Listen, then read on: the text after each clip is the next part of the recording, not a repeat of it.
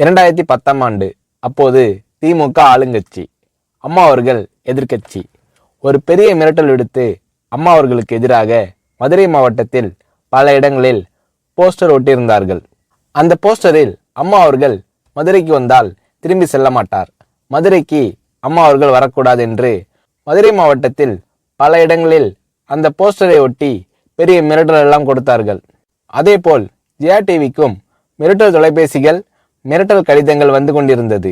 ஜெயா டிவியின் செய்தி பிரிவினர் இந்த மிரட்டல்களை பற்றியெல்லாம் தியாகத்தலைவி சின்னம்மா அவர்களிடம் சொல்லி அம்மா அவர்களின் கவனத்திற்கு கொண்டு சென்றார்கள்.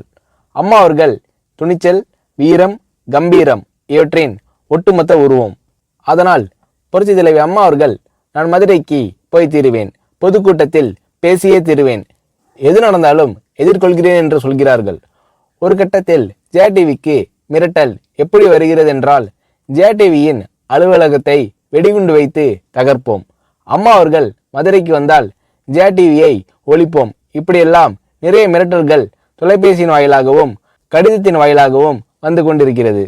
இந்த மிரட்டல்களை எல்லாம் கடந்து அம்மா அவர்கள் மதுரைக்கு சென்று பிரம்மாண்டமான பொதுக்கூட்டத்தில் லட்சக்கணக்கான மக்கள் மத்தியில் எழுச்சி உரையாற்றும் போது, ஒரு எதிர்க்கட்சியின் தலைவி என்ற முறையில் என்னை நீங்கள் மிரட்டுங்கள், ஒரு எதிர்க்கட்சியினை நான் நடத்துகிறேன் என்பதற்காக கழகத்தை மிரட்டுங்கள், ஜெயா டிவியை எதற்காக மிரட்டுகிறீர்கள், ஜெயா டிவியின் அலுவலகத்தை நீங்கள் தகர்ப்பீர்களா, ஜெயா டிவியை நீங்கள் ஒழித்து கட்டிவிடுவீர்களா, பார்க்கலாமா, ஜெயா டிவியை ஒழித்து கட்டிவிட்டால் என்னுடைய அரசியல் குரலை ஒழித்து விடலாம் என்று கனவு காண்கிறீர்களா, ஜெயா டிவி என் உயிருக்கும் மேலானது, நான் என்னுடைய உயிரை விட அதிகமாக நேசிப்பது, என்னுடைய அரசியல் கரமாக நான் போற்றி புகழ்வது, அதன் மேல் நீங்கள் கை வைப்பீர்களா, பார்க்கலாமா என்று எழுச்சி உரையாற்றினார் புரட்சி தலைவி அம்மா அவர்கள்.